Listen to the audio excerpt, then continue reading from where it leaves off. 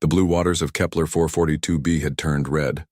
Elder Kithara floated near the surface of what was once called the sacred pool, watching the crimson stain spread across her dying world. Above her, the sky burned with angry orange light as their sun threw deadly fire into space. "The temperature has risen another degree," said Merdan, her youngest advisor. His bioluminescent patches flickered with worry, bright blue pulses that meant fear in the ancient Zelani language of light. "The southern colonies report their breeding pools are already boiling."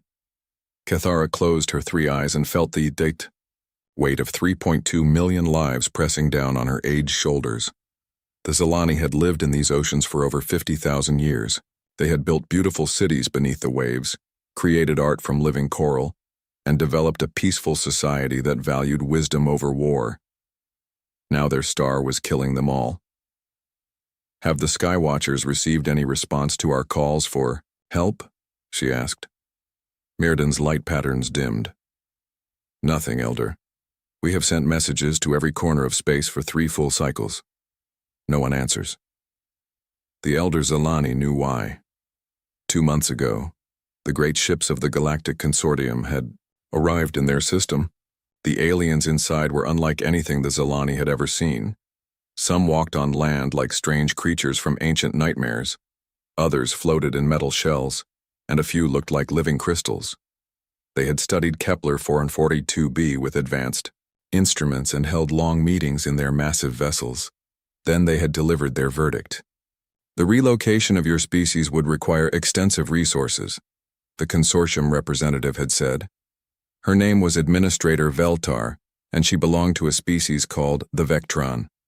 She looked like a tall, thin tree covered in silver bark. "Your people need specific water conditions, particular atmospheric pressure, and precise temperature ranges. Building suitable habitats for 3.2 million individuals would cost more than the consortium can justify." Kithara had tried to explain that the Zelani had valuable knowledge to offer. They understood ocean currents better than any species in the galaxy. Their bioluminescent communication system was more complex than most alien languages. They had mastered the art of living in harmony with their environment for millennia. "These skills have limited application in modern galactic society," Veltar had replied coldly. "We will preserve samples of your genetic material and cultural records for future study. This is the best outcome we can provide." And then they had left. The mighty Galactic Consortium, with all their advanced technology and vast resources, had written off an entire species because helping them would cost too much. A young messenger swam quickly toward the sacred pool, his lights flashing. Urgent patterns. "Elder, Elder, the Skywatchers have detected something." Kithara felt a flutter of hope in her hearts. "Another consortium ship?" "No, Elder. Something different. Something smaller." The Skywatchers station sat on a floating platform in the middle of the great ocean. When Kithara arrived, she found the technicians gathered around their instruments, their bioluminescent patches glowing with excitement and confusion. "Show me," she commanded. The lead technician, Zethan, activated the viewing screen.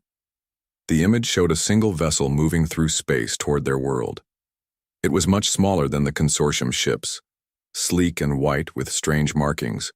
On its hull, "It sent us a message, Elder," Zethan said. In our own language, he played the recording. A voice spoke in accented but clear Zelani. "This is Captain Sarah Chen of the Earth vessel Endeavor's Dream. We received your distress call. We are coming to help." The room fell silent. After months of being ignored by the galaxy's most powerful civilizations, someone had finally answered their cry for help. "Earth," whispered Merdan. "I have never heard of this species." "Nor have I," Kithara admitted. "But they are coming. That is what matters." The human ship arrived 3 days later. Captain Sarah Chen was unlike any alien the Zelani had ever encountered. She was small compared to most galactic species, with strange fur on the top of her head and skin the color of desert sand.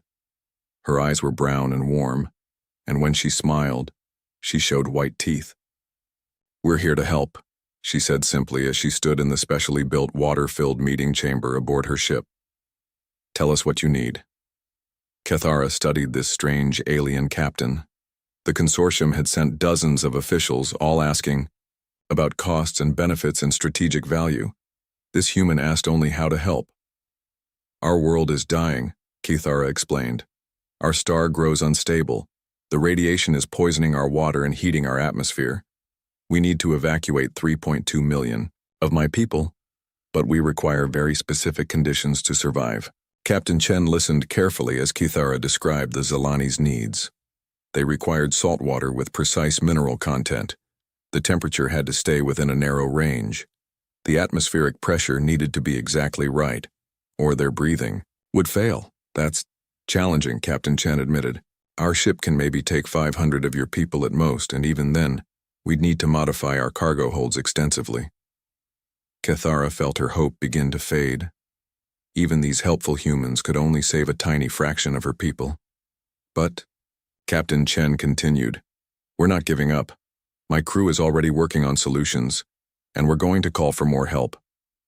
Over the following days, Cathara watched in amazement as the humans threw themselves into the rescue effort with incredible energy. Dr. James Okafor, their scientist who studied alien life, worked around the clock to understand Zilani biology.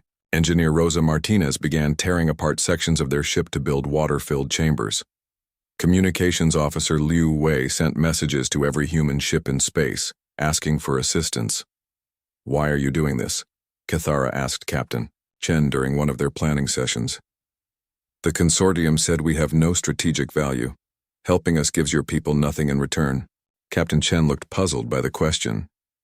Does it matter? You need help. We can provide some help. That's enough. But surely your people must consider costs, benefits, practical concerns? Oh, we do, the captain said with a small smile. My superiors back on Earth are probably having fits about the expense and the risk. But that's not really the point, is it? When someone is drowning, you don't stop to ask if saving them will be profitable. You just pull them out of the water. This simple statement amazed Cathara. The most advanced civilization in the galaxy had calculated that saving the Zilani wasn't worth the effort. These humans, who seemed to have far less advanced technology, never even thought to make such calculations. Dr. Okafor made an interesting discovery during his studies of Zilani biology. The bioluminescent organs that allowed them to communicate with light could also process certain types of dangerous radiation. In fact, they could neutralize several forms of cosmic radiation that were deadly to most other species, including humans. This is remarkable, he told Captain Chen. The Zilani aren't just survivors, they're natural radiation processors. They could be incredibly valuable for deep space exploration and hazardous environment cleanup. But when Captain Chen shared this discovery with Cathara, the elder Zilani was disturbed rather than pleased. Now you know we have value to your species, she said sadly. Is that why you will help us? No, Captain Chen said firmly. We're helping you because you need help. What Dr. Okafor discovered is interesting, but it doesn't change anything. Even if you had nothing to offer us, we'd still be here.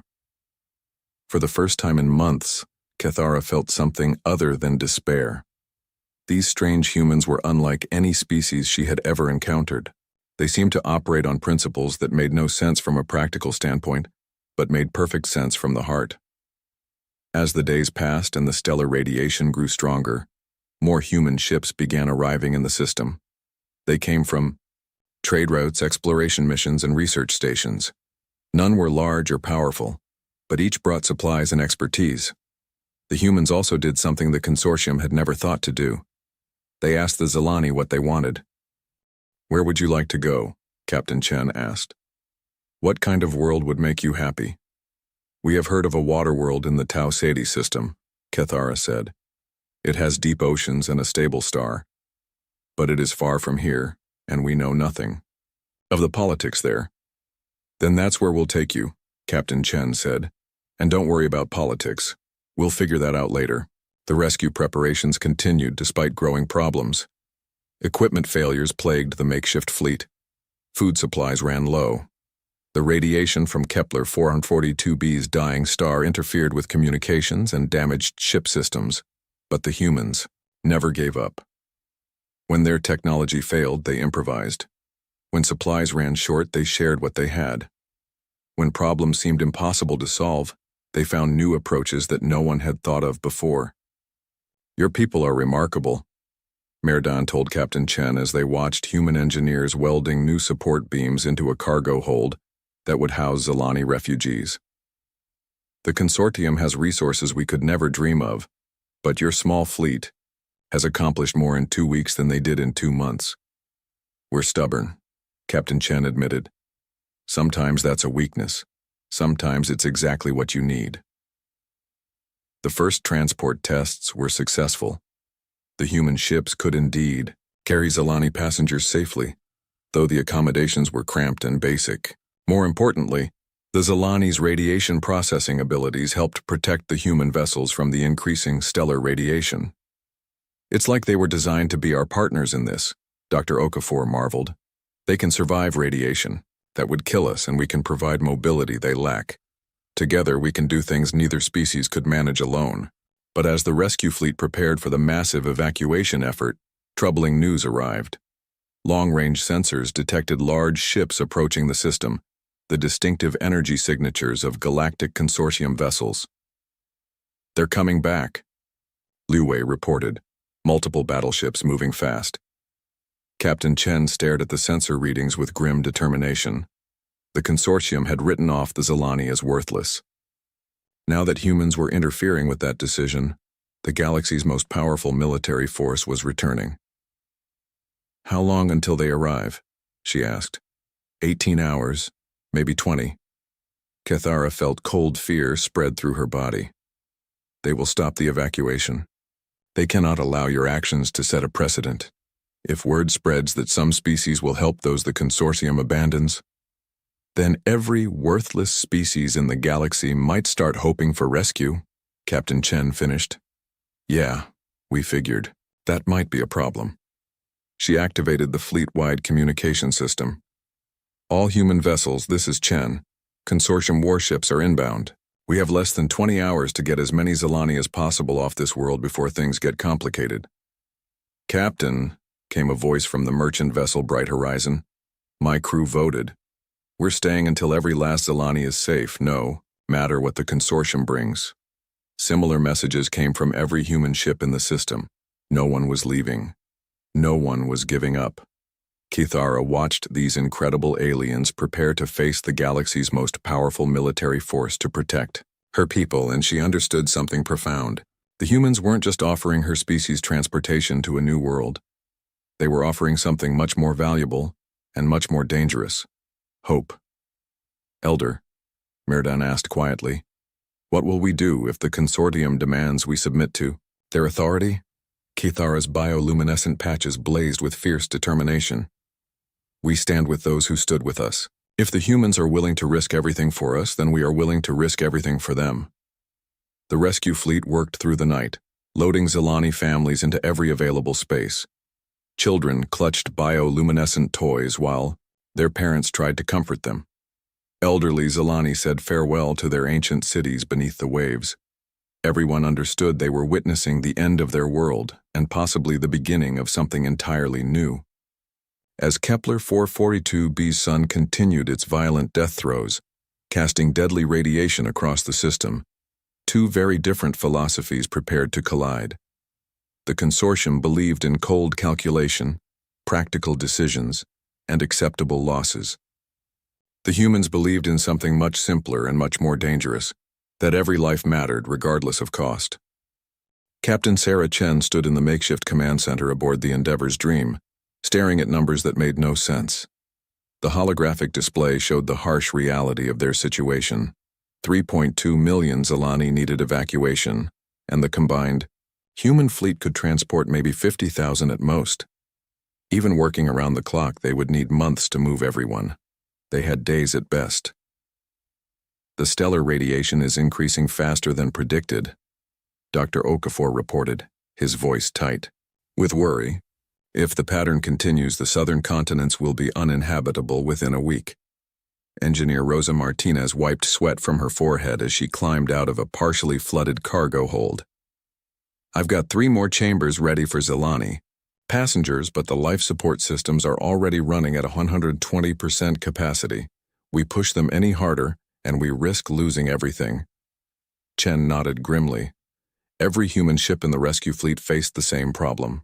They were brave and determined, but they simply didn't have enough resources to save everyone. "Captain," Communications Officer Liu Wei called out. "I'm receiving a transmission from Earth Command. Priority Alpha encryption." Chen's heart sank. She had been dreading this moment. "Put it through to my cabin, privately." Admiral Harrison's weathered face appeared on her personal communication screen minutes later. His expression was stern, and Chen could see other high-ranking officials in the background.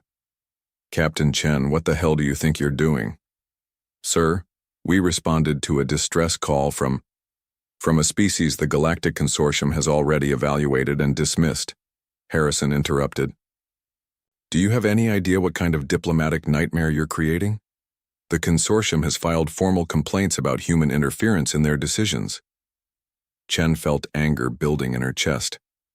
"Sir, we're talking about 3.2 million lives. People who will die if we don't help them. People who are not our responsibility," Admiral Harrison replied coldly. "Chen, you're a good officer, but you're thinking with your heart instead of your head. Humanity has spent decades building relationships with the Consortium. We can't throw that away for one dying species." "What if it were Earth?" Chen asked, quietly. "What if it were humans the Consortium decided weren't worth saving?" Harrison's face softened slightly, but his voice remained firm. "That's not the situation we're dealing with. Your orders are simple, Captain. Collect whatever scientific data you can about the Zilani, then withdraw immediately. The Consortium is sending ships to manage the situation. And if I refuse, then you'll be relieved of command and court-martialed when you return to Earth."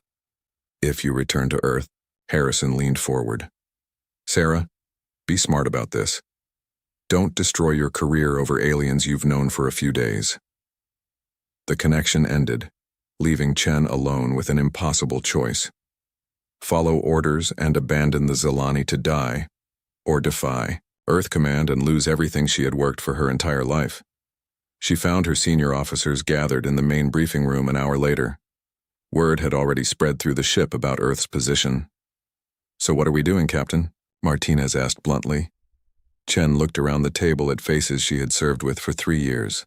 Dr. Okafor, the scientist who had given up a comfortable research position to explore the unknown. Martinez, the engineer who could fix anything, with spare parts and determination. Liu Wei, the communications specialist who spoke 7 languages and still struggled with small talk.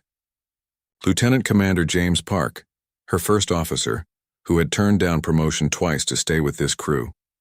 "Earth Command wants us to abandon the Zilani," she said simply. "They're concerned about diplomatic relationships with the Consortium." "And what do you want to do?"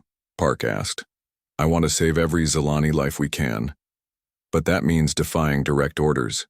It means ending all of our careers. It probably means we'll never see Earth again."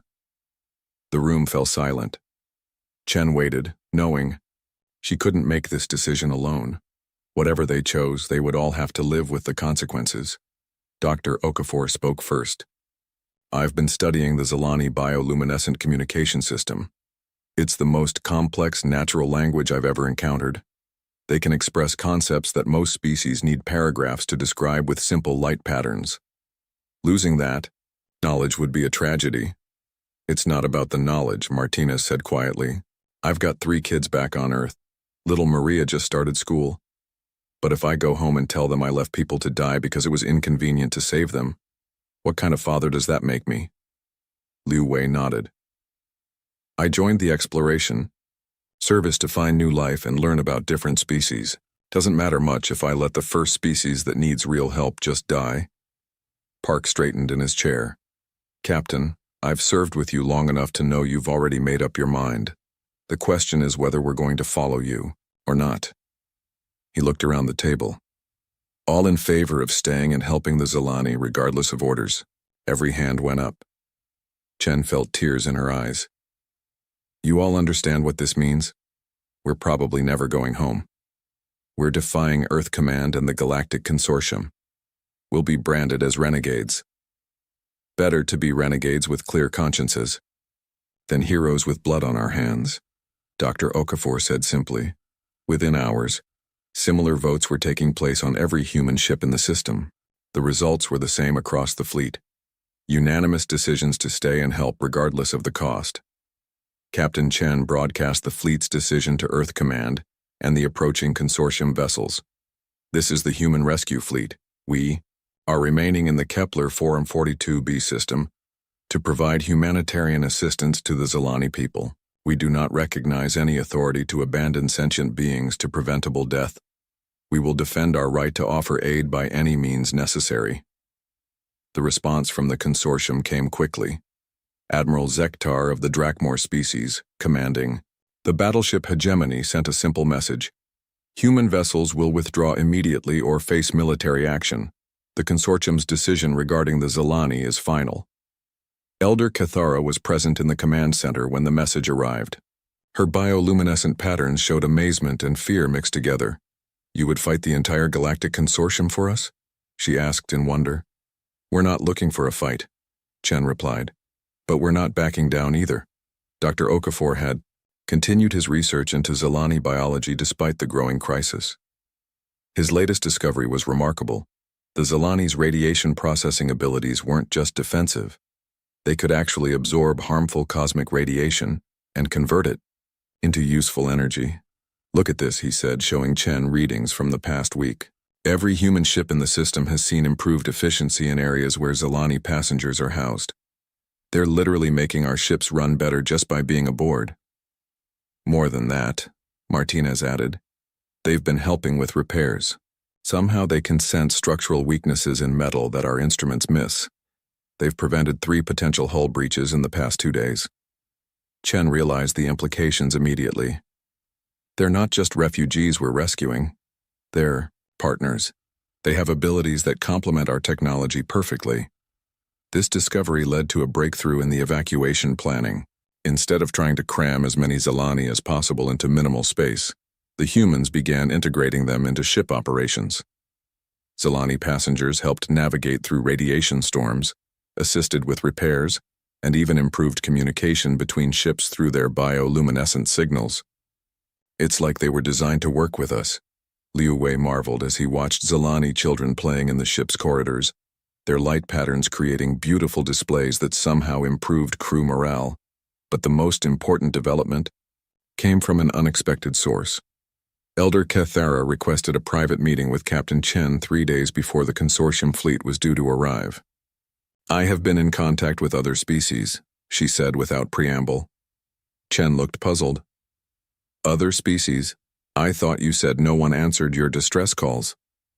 No one answered our calls for help with evacuation, Cathara corrected.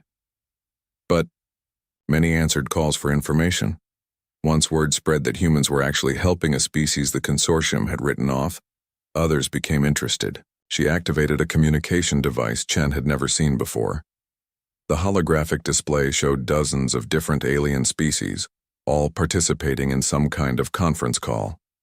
Captain Chen, Cathara said formally, allow me to introduce you to the Forgotten. The beings on the display were unlike anything in consortium records. Some appeared to be made of living crystal. Others looked like giant flowers with technological implants. A few seemed to exist as pure energy contained in mechanical bodies. We are species the consortium has deemed economically non-viable, strategically worthless, or evolutionarily obsolete, explained a crystal being whose voice sounded like wind chimes. Some of us were refused membership, others were expelled. When we became inconvenient, all of us have been written off as failures. But you survived, Chen said. We survive by helping each other, replied a flower-like creature. When the consortium abandons a species, we try to offer assistance. Usually, it is not enough. We lack the resources for major rescue operations. This time is different, said the crystal being. This time someone else started the rescue. Someone with ships and technology and, most importantly, the will to act. Chen began to understand. You want to help with the Zilani evacuation? We want to help with more than that, the flower creature said. Word is spreading throughout the galaxy that a species called humans is standing up to the consortium, that they refuse to let people die for economic convenience. Species that have been hiding in fear are beginning to hope. Over the following days, ships began arriving in the Kepler 442b system from across the galaxy. They were unlike anything Chen had ever seen. Crystalline vessels that seemed to grow rather than being built, organic ships that pulsed like living, hearts and energy-based craft that looked like captured stars. The Vorthan arrived first. Their crystal ships were fragile but incredibly fast, and they had sensor technology that put consortium equipment to shame. They had been rejected by the consortium as too fragile for military service and too slow for commercial use. The Ashanti came next, their biomechanical vessels resembling giant insects. They were nomadic traders who had been expelled from consortium space for disrupting established commercial networks by offering better prices and service than consortium corporations. The mycelians appeared last, their living ships growing into the system like spaceborne forests. They were plant-based beings who thought in centuries rather than years, dismissed by the consortium as incapable of adapting to modern pace of change. Each species brought unique capabilities. The Vorthan could navigate through radiation storms that would blind other sensors. The Ashanti had incredibly efficient transportation technology adapted for moving large populations quickly. The mycelians offered medical facilities that could treat injuries and illnesses that no other species understood. "This is incredible," Dr. Okafor told Chen as they watched the growing fleet of unusual vessels. Each species has abilities the consortium dismissed as worthless, but together, they're more capable than any consortium fleet I've ever seen. Captain Chen found herself commanding not just a rescue mission, but a revolution. Species that had been scattered across the galaxy by consortium policies were coming together for the first time. They shared technology, resources, and most importantly, hope. The consortium is going to see this as more than just interference, Lieutenant Commander Park warned. They're going to see it as an existential threat. If word spreads that their rejects are successfully working together, then every species they've ever written off might start demanding better treatment, Chen finished. "Yeah, I figured that out too." Elder Cathara watched the preparations with amazement. "You have created something beautiful here, Captain Chen, but also something very dangerous." "Sometimes those are the same thing," Chen replied. The evacuation accelerated dramatically with the new arrivals. Vorthan sensors identified safe passage routes through the intensifying radiation. Ashanti transport pods moved Zilani families efficiently between ships. Mycelian bioships provided healing sanctuaries for those suffering from radiation exposure. But most importantly, the Zilani were no longer just refugees being rescued. They had become active participants in their own salvation, using their unique abilities to help coordinate the massive operation. "We need to move faster," Dr. Okafor reported urgently. "The stellar activity is accelerating. Our latest models show the star could go supernova weeks earlier than predicted." Chen nodded grimly. They had managed to evacuate nearly 800,000 Zilani in the past week, but that left more than 2 million still in danger. And now the consortium fleet was only 2 days away. "Captain," Liu Wei called out, "I'm receiving a transmission from the lead consortium vessel. Admiral Zektar wants to speak with you directly." The Drakmor admiral appeared on the main screen, a tall reptilian being covered in natural armor plating. His species was known throughout the galaxy for their military prowess and absolute loyalty to consortium authority. "Captain Chen," he said in perfect, emotionless English, "you are harboring illegal aliens and interfering with consortium policy. You have assembled a fleet of rejected species in direct violation of galactic security protocols. Surrender immediately, and your crews will be treated leniently." Chen stepped forward.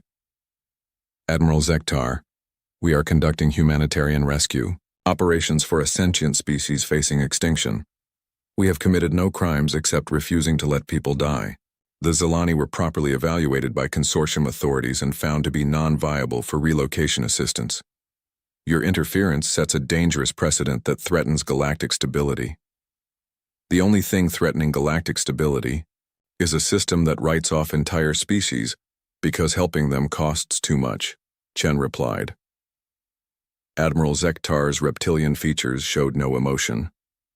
You have 24 hours to disperse this illegal gathering and withdraw from the system. After that, we will enforce consortium authority by any means necessary. The transmission ended, leaving the command center in tense silence. Well, Martinez said finally, at least now we know where we stand. Chen looked around at her mixed human-alien crew. They had started this mission with a simple goal: save as many lives as possible. Now they faced the most powerful military force in the galaxy, commanding a fleet of species the universe had forgotten. All ships, she announced over the fleet-wide channel. This is Captain Chen. The consortium has given us an ultimatum. Abandon the Zilani or fight. I want every captain to put it to a vote with their crew. This isn't just about rescue anymore. This is about whether the strong have the right to decide who lives and who dies. The responses came back within hours. Not a single ship voted to withdraw. The forgotten were no longer willing to be forgotten. And the humans who had started it all were ready to stand with their new allies against impossible odds. Elder Kithara's bioluminescent patterns blazed with fierce pride as she made an announcement to every Zilani on every ship. For 50,000 years, we have lived in peace beneath our oceans. We have never known war, never raised weapons against other beings. But those who stand with us in our darkest hour have shown us a new way to be strong. Tomorrow we do not hide. Tomorrow we fight for our right to exist. The stage was set. In less than 24 hours, a ragtag fleet of humans and galactic rejects would face the might of the consortium military. The battle would determine not just the fate of the Zilani, but whether compassion or calculation would define the future of the galaxy. Admiral Zektar stood on the bridge of the hegemony, studying the sensor readings with growing confusion. The reports from his scouts made no sense. Instead of the small human fleet they had expected to find, the Kepler 442b system was filled with dozens of vessels from species that shouldn't exist. Confirm these readings, he ordered his sensor officer. Confirmed, Admiral. We have identified Vorthon crystal ships, Ashanti biomechanicals, mycelian growth vessels, and at least 6 other species classified as extinct or expelled from consortium space. Zektar's clawed hands gripped the command rail tighter. In his 40 years of military service, he had never seen anything like this. The species filling the system were failures, evolutionary dead ends, economic disasters, strategic liabilities that the consortium had rightfully abandoned. They should have died out quietly in the dark corners of space, not gathered together in some impossible alliance. How many ships total? He asked. Over 200, sir, and more are arriving every few hours. The Drakmor admiral felt something he rarely experienced: uncertainty. His battle group consisted of 12 of the most advanced warships in the galaxy, crewed by elite consortium forces. On paper, they could destroy the entire enemy fleet without significant losses. But something about the situation felt wrong. Sir, his communications officer reported, we're receiving multiple transmissions from the Allied fleet. They're not military communications. They appear to be civilian coordination frequencies. Medical updates, supply distributions, evacuation, progress reports. They're still trying to rescue the Zilani? Zektar asked in amazement. Yes, sir. Even with our fleet bearing down on them, they're continuing evacuation operations. Zektar tried to understand the tactical thinking behind such a decision. Any competent military commander would have abandoned the rescue operation to focus on defensive preparations. These aliens were either completely incompetent or operating under principles he couldn't comprehend. Captain Sarah Chen stood in the Endeavor's Dream Command Center, watching the consortium battle fleet take positions around the system. The enemy ships were beautiful and terrifying, sleek vessels bristling with advanced weapons, their hulls gleaming with energy shields that could deflect anything the human fleet might throw at them. They're not moving to attack positions, Lieutenant, Commander Park observed. They're forming a blockade. Dr. Okafor looked up from his analysis station. They want to contain us. If we can't leave the system, they can take their time destroying us or forcing surrender. How many Zelani are still on the planet? Chen asked. About 1.8 million, Engineer Martinez replied. We've been moving them faster than ever, but the radiation levels are making surface operations more dangerous every hour. Chen nodded grimly. Even if they worked without stopping, they needed at least another week to evacuate everyone. The consortium clearly wasn't going to give them that long. Captain, Liu Wei called out. I'm receiving a transmission from one of the Vorthon crystal ships. Captain Synthara wants to speak with you. The holographic display showed a being that looked like a living diamond, her crystalline structure refracting light into beautiful rainbow patterns. When she spoke, her voice sounded like music. Captain Chen, my sensors have analyzed the consortium fleet. Their ships are powerful, but they have a weakness. What kind of weakness? Chen asked hopefully. Their energy shields are designed to deflect concentrated attacks from similar technology. But our species use very different approaches to warfare. Fourth-hand crystal resonance, Ashanti bioelectric pulses, mycelium spore clouds. None of these work the way consortium weapons do. Park leaned forward with interest. You're saying their shields might not be effective against unconventional attacks? More than that, Synthara replied. Consortium battle doctrine assumes they're fighting enemies with similar capabilities and strategies. They've never faced a combined force of species they consider primitive or obsolete. A new voice joined the conversation as Captain Morden of the Ashanti vessel Swarm Dancer appeared on the display. The insectoid being clicked his mandibles in what Chen had learned was their equivalent of laughter. The Great Consortium believes we were expelled for being disruptive to commerce, he said. What they never understood was that we were disruptive, because we found better ways to do everything. Our ships, our weapons, our tactics, all superior to theirs but different enough that they couldn't comprehend the advantages. Elder Cathara entered the command center, her bioluminescent patterns glowing with determination. Captain Chen, I bring word from my people. The final transport shuttles are loading now. We will have everyone off the surface within 6 hours. That's cutting it close, Chen said. The consortium fleet will find us ready, interrupted Captain Felthara of the mycelium bioship Growing Light. The plant being's voice was slow and deep like wind through ancient forests. My species thinks in centuries, not moments. We have been preparing for this confrontation since the consortium first rejected us 80 years ago. Chen looked around at the diverse group of beings who had somehow become her allies. Each species brought unique capabilities that the consortium had dismissed as worthless. Together, they might actually have a chance. All right, she said. Let's coordinate our defense. But remember, our primary goal is still protecting the evacuation. We're not trying to win a war here, we just need to buy time. The battle began at dawn on Kepler 442b. Though the concept of dawn had little meaning on a world whose star was dying in violent bursts of radiation. Admiral Zektar opened with a standard consortium intimidation tactic, a massive display of firepower aimed at empty space, designed to demonstrate his fleet's overwhelming superiority. Brilliant energy beams lit up the darkness between the stars, and the explosions could be seen from the planet's surface. Attention all vessels, he broadcasted on all frequencies. You have witnessed a fraction of our military capability.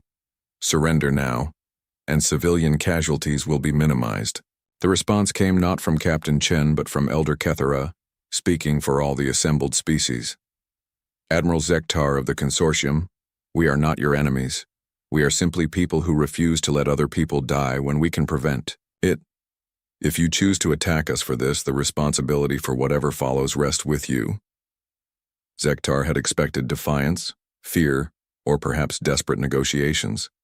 This calm acceptance of moral responsibility was completely outside his experience with conquered species. Begin the attack, he ordered. The consortium fleet moved forward in perfect formation, their weapons targeting the largest enemy vessels. Energy beams and missile salvos streaked across space toward their intended targets. And then something impossible happened. The Vorthon crystal ships began to sing. It started as a low harmonic resonance that grew stronger as more crystal vessels joined in. The sound couldn't travel through space, but the vibrations created interference patterns in the electromagnetic spectrum. The consortium's energy weapons, designed to maintain perfect coherence over vast distances, began to scatter and lose focus. "What is that?" Zektar demanded as his carefully aimed shots went wide. "Some kind of electromagnetic disruption field," his science officer reported. "Their crystal structures are creating harmonic interference with our targeting systems." Before the consortium forces could adapt, the Ashanti ship struck from an unexpected angle. Their bioelectric weapons didn't fire energy beams or launch missiles. Instead, they released clouds of charged particles that behaved like living creatures, swarming around enemy ships and seeking out vulnerable systems. Consortium shields flickered and failed as the bioelectric swarms found ways through defenses that had never been designed to stop such attacks. Emergency alarms blared across the battle fleet as ship after ship reported system failures. "Impossible," Zektar muttered. "These are primitive species. They shouldn't have weapons that can penetrate our shields." The mycelian ships attacked. Last in their assault was the strangest of all. Clouds of what looked like space pollen drifted toward the consortium vessels, seeming harmless and slow. But when the spores made contact with enemy hulls, they began to grow, spreading across, armor plating like fast-moving rust. "Sir, the organic material is eating through our hull," reported the captain of the destroyer Relentless. "It's some kind of metal-consuming organism." Chen watched the battle from her command center in amazement. The species the consortium had written off as failures were systematically dismantling the most advanced military fleet in the galaxy, using tactics no one had ever seen before. But the fight was far from over. Zektar's forces began adapting to the unconventional attacks, adjusting their shield frequencies and weapon targeting systems. The consortium's technological superiority was still overwhelming, and they had the advantage of numbers. "Captain," Dr. Okafor called out urgently, "Zalani transport ship Morning Tide is under attack. A consortium fighter squadron broke through our lines." On the main screen, Chen watched in horror as small, fast consortium fighters pursued a lumbering transport filled with Zalani refugees. The transport's shields were failing under repeated hits and its engines were damaged. Thousands of innocent lives hung in the balance. "All ships, protect the transports," she ordered. But the nearest Allied vessels were minutes away. That's when the Zalani themselves entered the battle. Elder Cathara had been coordinating the evacuation from a command ship in orbit around the dying planet. As she watched the fighters closing in on the defenseless transport, she made a decision that would change everything. "All Zalani vessels," she broadcast on the bioluminescent communication network. "Remember what these strangers have done for us. They stood with us when we had no hope. Now we stand with them." The Zalani didn't have warships or advanced weapons. What they had were hundreds of small vessels, research craft, cargo haulers, maintenance pods, scattered throughout the system. And they had abilities the consortium had never encountered. Every Zalani ship in the system suddenly blazed with bioluminescent light. But this wasn't communication or celebration. The light was focused, concentrated, turned into a weapon no one had expected. The consortium fighters found themselves flying blind as intense bioluminescent flares overwhelmed their sensors. Their targeting systems, designed to track conventional energy signatures, couldn't cope with the organic light show surrounding them. "I can't see anything," one pilot reported frantically. "The entire electromagnetic spectrum is flooded with interference." But the Zalani could see perfectly. Their bioluminescent communication system let them coordinate with precision that electronic systems couldn't match. Small Zalani craft swarmed around the confused fighters like schools of fish around sharks, using their superior maneuverability to ram damaged fighters or interfere with their flight paths. Admiral Zektar watched his supposedly easy victory dissolving into chaos. His advanced weapons were being countered by singing crystals. His impenetrable shields were failing against biological attacks. His elite pilots were being outmaneuvered by refugee civilians using abilities he didn't even understand. "Sir," his tactical officer reported, "we're losing ships." The enemy fleet it's like nothing in our databases. Every species is using completely different technology, and our systems can't adapt fast enough to counter them all. For the first time in his military career, Zektar considered retreat, but the implications of failure were too serious. If word spread that the consortium military had been defeated by a collection of galactic rejects, it would encourage rebellion throughout their territory. "Prepare the Nova Lance," he ordered grimly. His officers looked shocked. The Nova Lance was a planet-killer weapon designed to destroy entire worlds. Using it against a refugee fleet was a war crime of unimaginable proportions. "Sir, there are millions of civilians in the system. There are also rebels and terrorists who threaten the stability of galactic civilization," Zektar replied coldly. "Document this as a necessary action to prevent the spread of anti-consortium insurgency." Captain Chen's worst fears were realized when her sensors detected the massive energy buildup aboard the hegemony. "They're charging a planet-killer weapon," she announced to the fleet. "All ships, emergency scatter pattern. Try to get as many transports clear as possible." But Elder Kethera had a different idea. "No," she said firmly. "We do not run. We do not hide. We show them that some things cannot be destroyed by superior firepower." What happened next became legend throughout the galaxy. Every Zelani in the system, civilians, refugees, children, elders, linked their bioluminescent abilities into a single network. The combined light of 3.2 million beings created a phenomenon that had never been seen before, a living aurora that stretched across space itself. The bioluminescent field didn't stop the Nova Lance. No organic light could block a weapon designed to destroy planets. But it did something more important. It revealed the moral cost of what the consortium was about to do. The aurora made everything visible. Every refugee ship, every rescue vessel, every civilian transport trying to escape the dying world. The light show was being broadcast on subspace frequencies throughout the galaxy, showing the universe exactly what the consortium was willing to do to maintain their authority. "Admiral," Zektar's communications officer said quietly, "we're receiving messages from consortium member worlds. They're asking us to stop." "What?" "The bioluminescent broadcast is reaching every major population center in consortium space.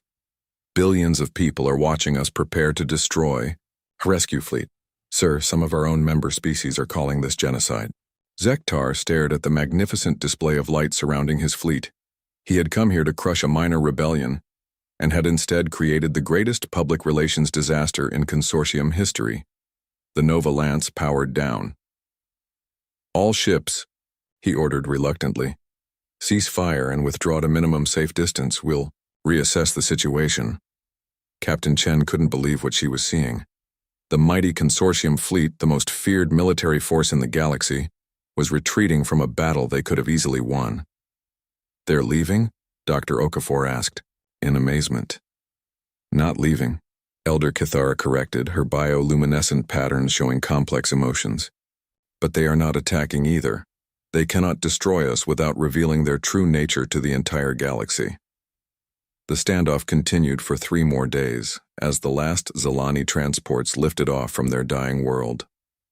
The consortium fleet held position at the edge of the system, neither attacking nor withdrawing, while billions of galactic citizens watched the rescue operation unfold. On the 3rd day, Kepler 442b's star finally died. The supernova lit up space for light years, in every direction, but by then every Zelani was safely aboard the refugee fleet. 3.2 million lives had been saved by species the galaxy had written off as failures. Admiral Zektar received new orders as the rescue fleet prepared to leave the system. Allow them to depart, but monitor their movements. The consortium's leadership had decided that martyring the refugees would cause more problems than letting them go, but they had underestimated what they had already lost. The bioluminescent broadcast of the rescue operation had inspired species throughout the galaxy. The forgotten were no longer content to hide in the shadows, and the rest of the universe had seen that even the mighty consortium could be forced to back down when confronted with moral courage. As the combined fleet of humans and their allies prepared to jump to hyperspace, Captain Chen realized they had started something that could never be stopped. They had set out to save one species and had instead planted the seeds of galactic revolution. Elder Cathara joined her in the command center as they watched Kepler 442b's death throes through the rear sensors. "Your people have a saying," the Elder Zilani said, "about standing with others in dark times." "With you always," Chen replied. "Yes. But I think the meaning is larger than you intended. You stood with us when we had nothing to offer. Now every species in the galaxy knows that someone will stand with them too. The darkness that has covered so many worlds is beginning to lift." Chen smiled as the fleet jumped to hyperspace, carrying 3.2 million Zilani toward their new home, and carrying hope toward every corner of the galaxy. Behind them, the consortium fleet was left to explain to their leadership how they had lost a battle without firing a shot, defeated not by superior weapons, but by something far more dangerous: the simple belief that every life mattered. 3 months after the escape from Kepler 442b, the refugee fleet reached the Tau Ceti system. What they found there changed everything. Captain Sarah Chen stood on the bridge of the Endeavor's Dream, staring at the sensor readings in disbelief. The system wasn't empty as their long-range scans had suggested. It was occupied by a massive consortium military installation, complete with orbital defense platforms, supply depots, and a fleet of warships that dwarfed what they had faced at the Dying Star. "How did we miss this?" Lieutenant Commander Park asked, studying the tactical display. "They must have built it recently," Dr. Okafor replied. "The installation is still under construction. They're preparing for something big." Elder Cathara floated in her specialized tank in the command center, her bioluminescent patterns flickering with worry. "They knew we would come here. This is a trap."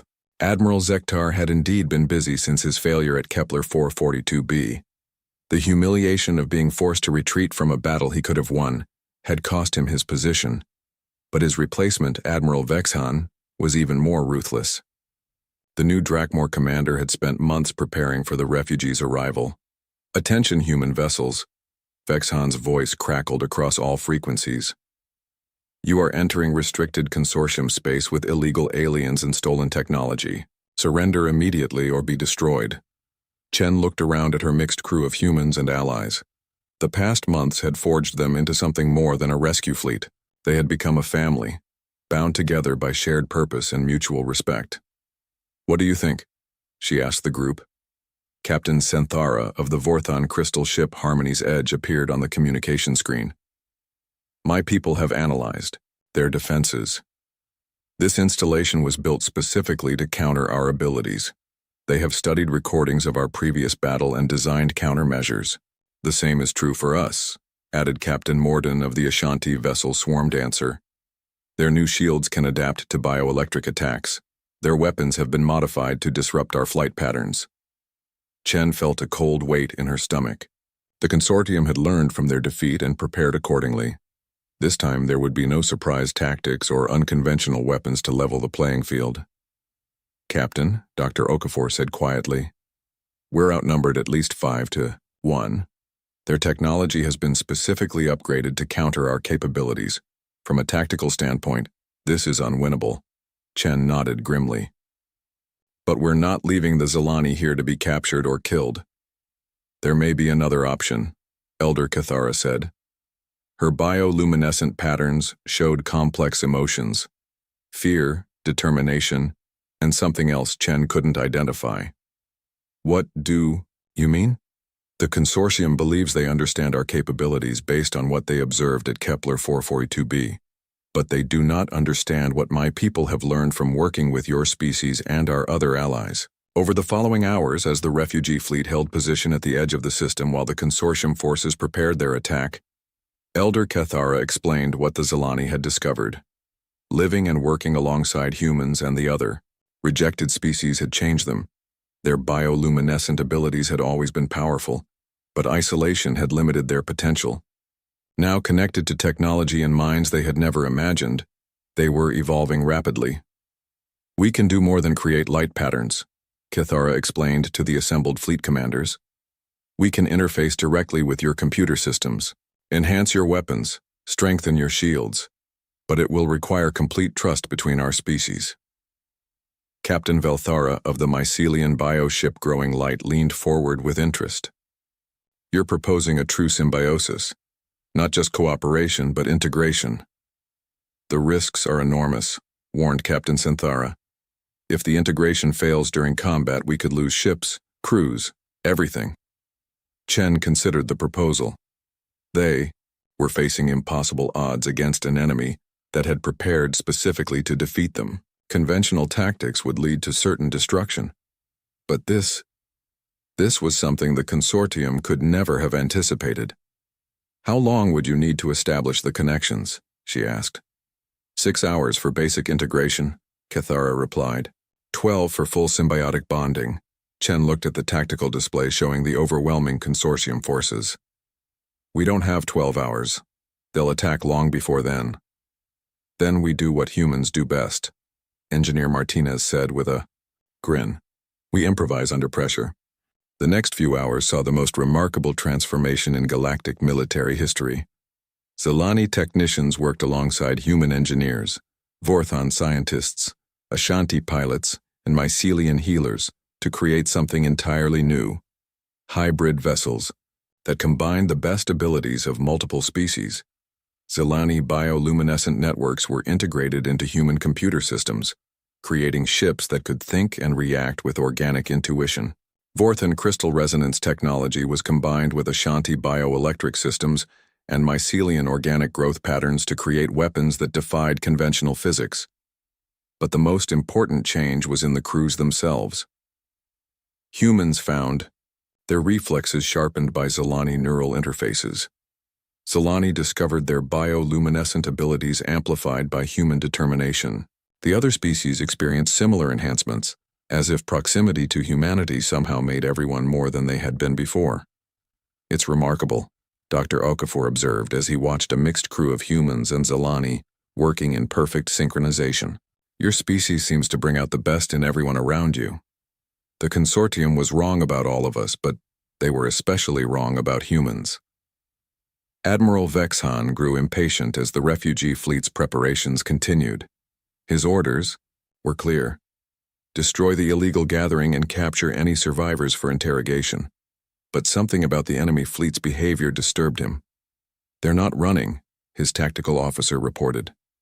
Standard doctrine for outgunned civilian vessels is to scatter and hope some ships escape. These ships are staying together and apparently preparing to fight. Good. Vexhan replied coldly. It will make destroying them easier. But when the consortium attack began, nothing went as planned. The first wave of missiles, designed to overwhelm the refugee fleet's limited defensive capabilities, encountered something unprecedented. The Zelani enhanced ships moved like living creatures, dodging attacks with organic grace while their hybrid weapon systems struck back with precision that no computer could achieve.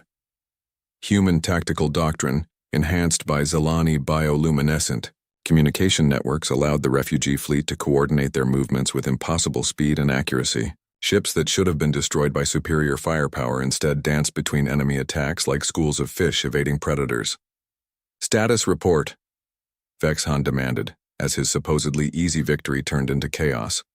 Sir, their capabilities have increased exponentially since Kepler 442b. They're using some kind of organic technological hybrid system that our analysts can't classify. On the Endeavor's Dream, Captain Chen felt the ship respond to her thoughts as if it were an extension of her own body. The Zelani integration had created a connection between captain and vessel that was both startling and natural. All ships, she broadcast on the hybrid communication network that combined human radio with Zelani bioluminescence. Remember why we're here. We're not trying to win a war. We're protecting our family. The word family resonated through every ship in the refugee fleet. Humans who had given up their careers to save strangers. Zelani who had been rescued from extinction. Vorthon, Ashanti, mycelians, and dozens of other species who had found acceptance and purpose among the galactic rejects. They fought not as separate species allied by convenience, but as one people defending their home. The battle raged for hours. The consortium forces had every advantage. Superior numbers, better weapons, stronger shields, tactical positions. But they were fighting an enemy that operated outside every paradigm they understood. Ships that should have been destroyed continued, fighting with mycelial organic repair systems constantly rebuilding damaged sections. Weapons that should have missed their target struck with Zilani-enhanced accuracy. Defensive formations that should have collapsed held together through human stubbornness and alien innovation. "This is impossible," Admiral Vexhan muttered as he watched his fleet take casualties while the refugee vessels seemed to grow stronger with each passing hour. They're using technology that doesn't exist. What he didn't understand was that they weren't using technology at all, not in any way. The consortium recognized. They were using something far more powerful. The willingness of different species to trust each other completely, to share their greatest strengths and accept help with their greatest weaknesses. The turning point came when the consortium deployment, a weapon they had been saving, a massive energy cannon designed to destroy multiple ships with a single shot. The weapon charged up slowly but generated enough power to vaporize anything in its path. Captain Chen saw the energy build up on her sensors and knew there was no way to avoid the attack. The weapon was too powerful, the targeting too precise. At least 50 refugee ships would be destroyed in a single devastating blow. "All ships in the target zone," she broadcast. "Emergency scatter pattern. Try to minimize casualties." But Elder Cathara had a different plan. Was greater than the sum of its parts. The energy beam held against the bioluminescent shield for long moments, creating a spectacular display of light and power that could be seen throughout the system. Then, slowly, the beam began to bend, redirected by the living shield back toward its source. The consortium flagship Dominion barely had time to raise emergency shields before its own weapon struck it. The massive dreadnought, designed to be invulnerable to any attack, was crippled by the reflection of its own power. Admiral Vexhan found himself in command of a damaged flagship, facing an enemy that had just demonstrated the ability to turn his most powerful weapons against him. For the first time in his military career, he felt something approaching fear. "Sir," his communications officer reported, "we're receiving a transmission from the enemy fleet. It's from a human captain." Captain Chen's image appeared on the Dominion's main screen. She looked tired but determined, and behind her, Vexhan could see crew members from multiple species working together in perfect harmony. "Admiral Vexhan," she said calmly, "you came here to destroy us because we refuse to let people die. You've seen what we're capable of when we work together. You can continue this fight and lose more ships, or you can let us pass peacefully to establish our colony." "You think you can threaten the consortium?" Vexhan replied angrily. "We're not threatening anyone," Chen said. "We're just showing you that there's a different way to do things. Your people rule through fear and force. We've learned to lead through hope and cooperation. Which approach do you think will last longer?" Before Vexhan could respond, his communications officer interrupted. "Sir, we're receiving messages from throughout consortium space. The battle is being broadcast on subspace networks. Civilian populations on dozens of worlds they're demanding that we cease hostilities." Vexhan stared at the tactical display in growing horror. The refugee fleet wasn't just winning the battle. They were winning the hearts and minds of the galaxy. Every species that watched the broadcast saw the same thing. A group of rejected people standing together against impossible odds, protecting each other through cooperation rather than domination. "Admiral," Chen continued, "your own people are telling you to stop. How long can you maintain authority through force when your citizens would rather follow our example?" The Admiral looked around his bridge at officers who were no longer meeting his gaze. The consortium's strength had always been based on the belief that they were superior to other species, that their way was the only way that worked. But the refugee fleet had proven that wrong in the most public way possible. "All ships," Vexhan ordered reluctantly, "cease fire and withdraw to holding positions." The battle was over. The refugee fleet had not only survived, but had dealt a devastating blow to the consortium's reputation. More importantly, they had proven that different species could work together as equals, creating something stronger than any single civilization. As the smoke cleared and the damaged consortium fleet retreated, Captain Chen found herself looking at a system that was now theirs. The massive military installation would provide resources and facilities for establishing the new colony. "What do we call it?" Elder Kethara asked, as they watched the first Zilani families preparing to descend to the water world that would be their new home. Chen smiled as she watched children from a dozen different species playing together in the ship's corridors, their different forms of communication creating a beautiful symphony of light, sound, and motion. "We call it Haven," she said, "a place where anyone can find safety regardless of who they are or where they came from." The establishment of Haven marked the beginning of a new era. Word spread quickly through the galaxy that there was now a place where rejected species were welcome, where cooperation mattered more than competition, and where the strong protected the weak rather than exploiting them. Ships began arriving within days, refugees from consortium territory, explorers seeking new opportunities, scientists wanting to study the unprecedented cooperation between species. What had started as a rescue mission was becoming the foundation of an entirely new kind of civilization. Elder Kethara stood with Captain Chen on the observation deck of the orbital station they had captured and converted into a welcoming center for new arrivals. Below them, the blue oceans of the world that would house the Zilani colonies sparkled in the light of a stable star. "Your species has done something remarkable," Kethara said. "You have shown the galaxy that strength comes not from dominating others but from standing with them." Chen nodded, watching a group of human and Zilani engineers working together to establish the first underwater city. "We didn't set out to start a revolution. We just didn't want to let you die." "Sometimes," the elder Zilani replied, "the most important changes begin with the simplest decisions. You decided that lives mattered more than politics. That choice has already changed the fate of millions of beings." As if to emphasize her point, the communication system announced the arrival of another refugee fleet, this one carrying survivors from 3 different species that the consortium had recently written off as economically non-viable. Captain Chen smiled and headed toward the docking bay to welcome the new arrivals. Each ship that arrived brought not just more refugees, but more evidence that the galaxy was ready for a different way of thinking about civilization. The consortium's greatest fear was already coming true. Hope was spreading faster than they could contain it.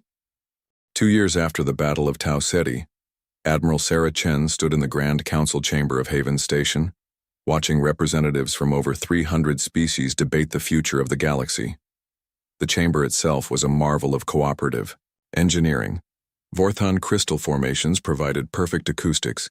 Mycelian organic architecture created a living ceiling that filtered light and air, while human engineering and Zilani bioluminescent networks allowed beings with completely different communication methods to understand each other perfectly. Chen still found it hard to believe how much had changed.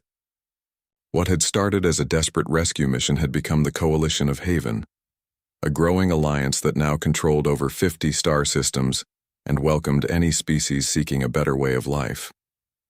The latest intelligence reports confirm it, Dr. Okafor said as he joined Chen at the observation platform. 17 more consortium member worlds have formally applied for coalition membership in the past month. Their own citizens are demanding the right to join us. Chen nodded, watching Elder Kethara address the assembly below. The elderly Zilani had become the coalition's director of interspecies relations, and her words carried weight with beings from across the galaxy. "My friends," Kethara was saying, her bioluminescent patterns translating instantly into dozens of languages, "we gather today, not as conquerors or liberators, but as proof that different peoples can choose to stand together. Each world that joins us does so freely, seeking the same things we all sought: dignity, respect, and the right to live without fear." The applause that followed came in many forms: clapping hands, harmonic tones, light patterns, chemical releases that created colorful clouds in the air. Each species expressed approval in their own way, yet the message was universal. Captain Velthara of the Mycelians rose to speak next. Her slow, deep voice commanded attention as she addressed the Assembly's most pressing concern. The consortium has issued another ultimatum. They demand we cease accepting new member species and return all stolen territory to their control. They give us 30 standard days to comply, or they will launch what they call a final solution to the coalition. Problem? Worried murmurs rippled through the chamber. Everyone knew what that meant. The consortium was preparing for total war. "How many ships do they have?" asked Captain Morden of the Ashanti, his insectoid features showing concern. "Intelligence estimates. Over 2,000 vessels," replied General Martinez, the former engineer who had become the coalition's military coordinator, including 12 planet killers and at least 50 dreadnoughts equipped with the latest anti-coalition technology. The numbers were staggering. Despite their growth, the coalition could field perhaps 600 ships, most of them converted. Civilian vessels with improvised weapons. By any reasonable calculation, they were facing annihilation. "What are our options?" Chen asked the Assembly. Captain Senthara of the Vorthan crystal ships spoke first. "My people's sensors have detected massive military buildups in 14 consortium core systems. They're not just preparing to attack us, they're preparing to destroy us completely. The same intelligence networks that brought us information about consortium troop movements also bring us other news," added Cathara. "On 47 consortium worlds, civilian populations are organizing protests. They don't want their governments to wage war against people whose only crime was offering hope to the hopeless." Chen felt a familiar stirring of the stubborn determination that had gotten her into this situation in the first place. "So we have two problems. A military force we can't defeat, and a political situation that might not require defeat." "What do you mean?" Dr. Okafor asked. "I mean, maybe we're approaching this wrong. We keep thinking about this as a war between the coalition and the consortium. But what if it's really a choice between two different ways of thinking about civilization?" Over the following days, as the consortium deadline approached, the coalition leadership developed a plan that was either brilliant or completely insane. Instead of preparing for military defense, they would go on the offensive, not with weapons but with ideas. "We're going to broadcast directly to every consortium world," Chen explained to the assembled fleet commanders. "Not propaganda or threats, but simple truth. We'll show them what we've built here, how different species work together, how conflicts can be resolved without violence. The consortium will try to jam our transmissions," Lieutenant Commander Park pointed out. He had been promoted to Admiral Park when the coalition fleet grew beyond what one captain could manage. "That's where our Zilani friends come in," Chen replied with a smile. Elder Kethara had been working with coalition scientists to develop something unprecedented, a bioluminescent communication network that could span entire star systems. Traditional radio waves could be blocked or jammed, but the organic signals the Zilani generated operated on quantum frequencies that were nearly impossible to interfere with. "We'll establish relay stations throughout consortium space," Kethara explained. "Every Zilani colony, every coalition outpost, every friendly world will become part of the network. They can't jam all of us without destroying their own communication infrastructure." The plan was audacious in its simplicity. Instead of fighting the consortium's military, they would appeal directly to its citizens, instead of matching force. With force, they would offer hope against fear, but first they had to survive the coming assault. 3 weeks before the consortium deadline, Admiral Vexhan arrived in the Tau Ceti system commanding the largest battle fleet in galactic history. The Dominion had been repaired and upgraded, joined by vessels from every major consortium military force. The combined armada stretched across space like a mechanical constellation. "This is Admiral Vexhan of the Galactic Consortium," his voice boomed across all frequencies. "By order of the High Council, this illegal gathering will disperse immediately. Any vessel that fails to surrender will be destroyed without further warning." The response came not from Admiral Chen, but from an unexpected source. A 12-year-old Zilani named Kethini, Elder Kithara's great-niece, who had become something of a celebrity throughout coalition space for her brilliant bioluminescent artwork. "Admiral Vexhan," the child said in her musical voice, "my name is Kethini. I was born on the refugee ships during our escape from Kepler 442b. I want to know why you think it's wrong for different people to be friends and help each other. The question, broadcast across the galaxy through the bioluminescent network, was simple enough for a child to understand but profound enough to shake governments. On consortium worlds, citizens gathered around their communication devices to hear how their military would respond to a child's innocent question. Vexhan was silent for a long moment. How do you explain to a child that political stability requires maintaining the established order? How do you justify preparing to destroy a civilization that welcomes refugees and promotes cooperation? Little one, he finally replied, the universe is more complicated than you understand. Sometimes difficult decisions must be made to protect everyone's security. But whose security are you protecting? Cathene asked. The coalition has never attacked anyone. We just help people who need help and welcome anyone who wants to join us. How does that threaten security? Across consortium space, citizens were asking the same question. On 47 worlds, protest demonstrations had grown into planet-wide movements demanding that their governments refuse to participate in the assault on the coalition. But the consortium leadership had committed too much to back down now. If the coalition succeeded, it would prove that their way of governing was not only wrong but unnecessary. They had to destroy the alternative before it inspired total rebellion. The battle began with the largest display of military power in galactic history. 2,000 consortium warships opened fire simultaneously, their combined energy output capable of destroying entire solar systems. The attack was designed to be so overwhelming that resistance would be impossible. Instead, something unprecedented happened. As the massive barrage of energy weapons and missiles streaked toward the coalition fleet, every Zelani in the Tau Ceti system, all 3.2 million of them, linked their bioluminescent abilities into a single network. But they weren't trying to create shields or weapons, they were creating art. The combined bioluminescence of millions of beings created a light show that spanned the entire star system. Patterns of incredible beauty danced between the stars, telling the story of the coalition's formation, the rescue from Kepler 442b, the cooperation between species, the welcome given to refugees. The consortium weapons struck their targets, but something extraordinary happened. The coalition ships didn't just defend themselves. They transformed the attack into something beautiful. Forthan crystal hulls sang, with harmonic frequencies that turned destructive energy into pure music. Ashanti bioelectric systems converted weapons fire into stunning electrical displays. Mycelian organic armor absorbed impacts and bloomed into spectacular flower formations that spread across the hulls of damaged ships. Every weapon fired at the coalition was transformed into art, music, or light. The galaxy watched in amazement, as the most devastating military assault in history became the most beautiful display of creation. And Admiral Vexhan, the crystal being said, her musical voice carrying across all frequencies, you are welcome to join us. Your species, your people, your own personal history. None of that matters.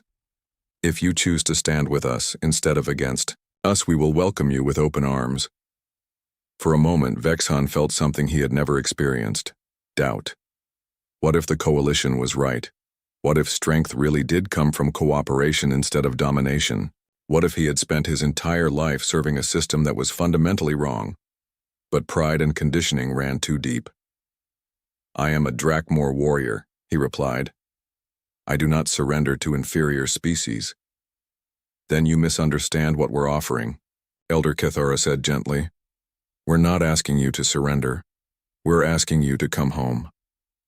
The final phase of the battle was brief and decisive.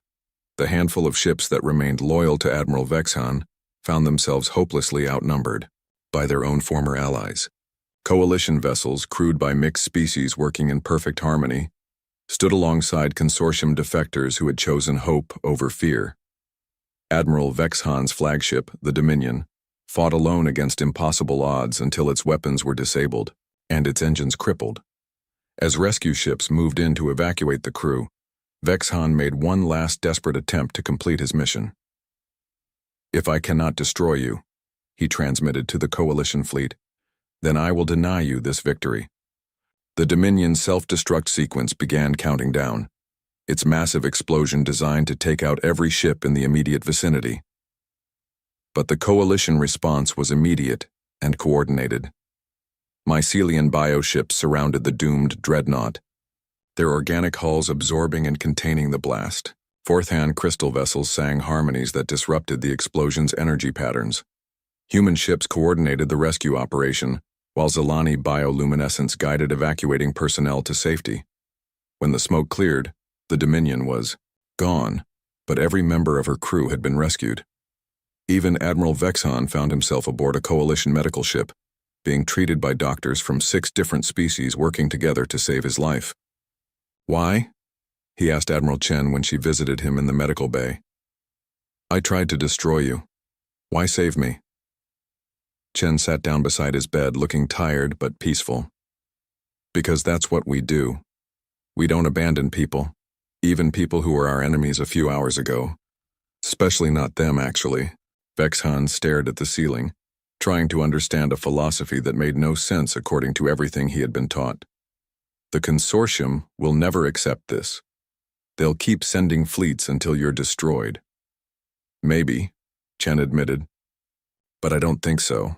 Want to know why?" She activated a wall display showing subspace communication feeds from across the galaxy. On world after world, Consortium citizens were celebrating the Coalition's victory and demanding that their own governments adopt similar policies of cooperation and inclusion. "Your attack didn't destroy us," Chen explained. "It introduced us to the entire galaxy. Every species that watched the battle saw the same thing. A civilization that turns weapons into art, that welcomes its enemies as friends, that chooses cooperation over conquest. Most beings in the universe want to live that way. They just never thought it was possible." Over the following months, the transformation of galactic politics accelerated beyond anyone's imagination. Consortium member worlds began defecting, en masse, not through military conquest but through simple choice. Species after species voted to leave the old system and join the Coalition of Haven. The Consortium leadership, faced with the collapse of their authority, finally requested a formal negotiation. Prime Minister Veltar herself traveled to Haven Station for talks with the Coalition leadership. "What do you want?" she asked Admiral Chen bluntly during their first meeting. "Nothing you can't give freely," Chen replied. "We want every species to have the right to determine their own fate. We want refugees to find welcome instead of rejection. We want cooperation to be more profitable than conquest. We want the strong to protect the weak instead of exploiting them. And if the Consortium agrees to these principles, then the Consortium becomes part of the Coalition. We're not trying to destroy your government, Prime Minister. We're trying to transform it into something better." Veltar studied the human admiral for a long moment. "You realize what you're asking? You want us to abandon thousands of years of political structure, economic systems, military doctrine, everything that made us the dominant power in the galaxy." "Yes," Chen said simply, "because that dominance was built on the suffering of others, and because we've proven there's a better way." The negotiations lasted for months, but the outcome was never really in doubt. With over half of their former territory already part of the Coalition, the Consortium leadership had no choice but to accept the new reality. The formal signing ceremony took place 1 year later in the same council chamber where the Coalition had first debated how to respond to Consortium threats. Representatives from over 800 species gathered to witness the creation of the Galactic Alliance of Free Worlds, a government based on voluntary association, mutual aid, and the radical idea that every sentient being had inherent worth. Elder Kithara, now ancient but still vibrant, gave the closing address to the historic gathering. "My friends," she said, her bioluminescent patterns creating patterns of incredible beauty throughout the chamber, "we have accomplished something that many thought impossible. We have proven that different peoples can not only live together in peace, but can create something greater than any of us could achieve alone." She paused, looking around at the incredible diversity of beings filling the chamber, humans and Zalani, Vorthan, and Ashanti, former consortium officials and rescued refugees all working together as equals. But let us remember how this began. A small group of humans heard a cry for help from people they had never met, belonging to a species they knew nothing about. They did not ask what they would gain by helping. They did not calculate whether rescue would be profitable. They simply said, "We hear you. We're coming. We will not let you face this alone." The applause that followed lasted for nearly 10 minutes as hundreds of species expressed their approval in their own unique ways. When the ceremony ended, Admiral Chen found herself standing on the observation deck of Haven Station, looking out at the bustling spaceport that had become the heart of galactic civilization. Ships from hundreds of worlds came and went constantly, carrying trade goods, cultural exchanges, refugees seeking new homes, and explorers setting out to discover what lay beyond the known galaxy. Dr. Okafor joined her at the viewport, looking as amazed as ever by how their universe had changed. "Do you ever regret it?" he asked. "Giving up your career in the Earth fleet, becoming an outlaw? Starting a revolution that changed the entire galaxy?" Chen smiled, watching a group of human and Zalani children playing together in the station's central park, their laughter and bioluminescent games creating joy that transcended species barriers. "Jim," she said, "we set out to save one dying species. Instead, we saved the idea that species can choose to save each other. I think that's a pretty good return on investment." As if to emphasize her point, an announcement echoed through the station. Another refugee fleet had arrived, this one carrying survivors from a solar system destroyed by natural disaster. Within minutes, coalition vessels were moving to provide aid, shelter, and welcome to the newcomers. The cycle continued, as it had for the past 3 years, and as it would for generations to come. When someone cried out for help, the coalition answered. When someone was rejected by others as worthless, the coalition proved them wrong. When someone needed a place to belong, the coalition said the words that had started it all. "We hear you. We're coming. With you always." Elder Kithara, now in her final years, often said that humans had taught the galaxy its most important lesson, that the strongest civilizations were not those that conquered others, but those that chose to stand with others when standing was hard. The galaxy had learned that lesson well. In star systems across the known universe, species that had once been enemies now worked as partners. Refugees found homes. The weak were protected. The forgotten were remembered. And in the deep space between the stars, where human ships continued their missions of exploration and aid, each vessel carried the same inscription on its hull, a simple promise in 1,000 different languages, but always meaning the same thing. With you always. The revolution that began with one captain's refusal to abandon a dying species had become something greater than anyone had imagined. A new way of thinking about what it meant to be alive in a universe full of other living beings. It was perhaps the most human thing of all, the stubborn insistence that everyone mattered regardless of the cost of proving it. The galaxy would never be the same, and that, everyone agreed, was exactly as it should be.